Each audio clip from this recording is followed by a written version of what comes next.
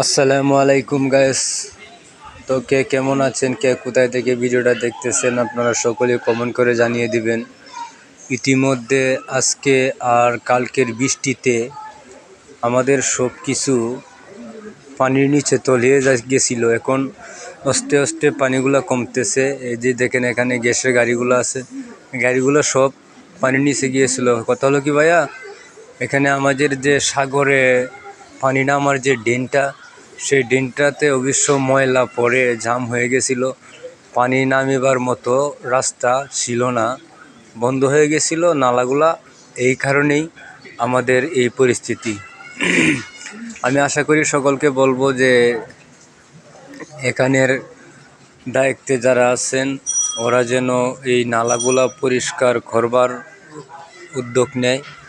নালাগুলো যদি পরিষ্কার হয়ে যায় তাহলে পানি এখানে জমবে না, আর আমাদের এই কষ্ট হবে না, এই কষ্টে পড়তে হবে না। আশা করি আপনারা সকলে মিলে এই নালাগুলা পরিষ্কার করে দেবেন, তাহলে যাতে পানিগুলা ফট করে সাগরে চলে যেতে পারে। আপনারা দেখেন আজ আমাদের কি পরিস্থিতি। আমাদের যে